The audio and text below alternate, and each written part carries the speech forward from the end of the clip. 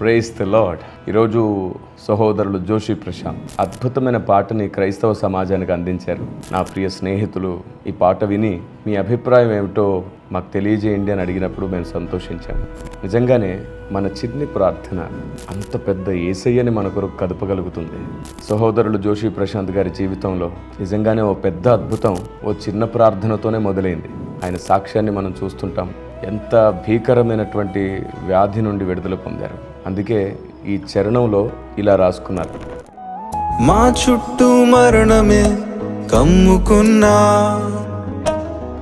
కనిపించని రోగముతో పోరాడుతున్నా, జీవమునిచ్చే దేవుడవు నీవేనయా, జీవము కలిగిన దేవుడవు నీవే యేసయ్యా. ప్రతి విశ్వాసి తన అనుభవాన్ని పాడుతూ దేవుణ్ణి గొప్ప చేస్తాడు, ఘనపరుస్తాడు. ఇటీవలి కాలంలో కూడా ఏదైనా చేయగలవు అంటూ సహోదరులు డానియల్ గారు పాట రాశారు. అలాగే ఎందరో భక్తులు పాట రాశారు. ఏసన్న గారు ఎంతో అద్భుతమైన పాటలు అందించారు. మన ప్రాణప్రియుణ్ణి ఘనపరచడానికి, గొప్ప చేయడానికి, ఆయన మేలులను పాడుకోవడానికి మీ అనుభవాలను ఆయనకు స్తుతిగా, స్తోత్రముగా అర్పించేటట్లు దేవుడు మిమ్మల్ని దీవించాలి. పాటలను తప్పు పట్టకూడదు, కానీ పాటల్లో ఒకవేళ సరి చేసుకోవలసిన సాహిత్యం ఉంటే మాత్రం అనుభవజ్ఞులు సరిచేస్తారు. దేవుణ్ణి స్తుతించే పాటలను కూడా విమర్శించే దౌర్భాగ్యం ఈ లోకంలో ఉంది అంటే అంతకంటే విడ్డూరం ఏముంది చెప్పండి. కాబట్టి ఆయన ఏమైనా చేయగలడని పాడడం తప్పు కాదు.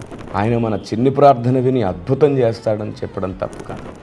కానీ అన్నింటికీ ఒక బౌండరీ ఉంది, అన్నింటికి నియమం ఉంది. అన్నింటినీ అందరి జీవితంలో సమయోచితంగా, న్యాయంగా, వ్యూహంగానే ఆయన చేస్తాడనేది ఎంత నిజమో. సర్వము చేయగలిగిన సర్వశక్తిమంతుడు అని ఆయన గొప్పతనాన్ని పాడడం ఏ తప్పు లేదు. నా ప్రియ స్నేహితులు జోషి ప్రశాంత్ రాసిన ఈ పాట అద్భుతం. నా చిన్ని ప్రార్థన ఆలకించుమయ్యా అని బ్రతిమాలుతూ చేస్తున్న ఈ స్తుతి యావత్తు క్రైస్తవ సమాజం, సండే స్కూల్ పిల్లలు కూడా అద్భుతంగా పాడుకోగలిగేలా ఈ పాట పరిశుద్ధాత్మదేవుడు ముద్ర వేశారు. అందరినీ అన్ని కోణాల్లో అర్థం చేసుకుంటూ అందరినీ అందరం కట్టుకునేలాగా ఆత్మదేవుడే సహాయం చేయనుగాక.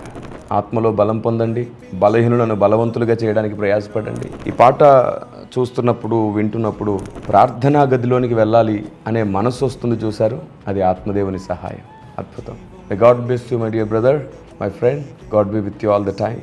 మీలాగే చిన్ని ప్రార్థనలు చేసేవారి జీవితంలో పెద్ద పెద్ద కార్యములు దేవుడు చేయాలి. అండ్ అద్భుతమైనటువంటి కార్యములు చేసిన దేవుడు మీ ద్వారా అద్భుతమైన పరిచర్యను కూడా జరిగించునుగాక. వాక్యాన్ని ప్రేమిద్దాం, వాక్యంతో కట్టబడదాం, వాక్యంతోనే నడుద్దాం. వాక్యం మనల్ని అధిక మహిమలో ఉంచుతుంది. సంఘాలలో సమస్తము క్రమముగా, మర్యాదగా, పద్ధతిగా జరుగునుగాక.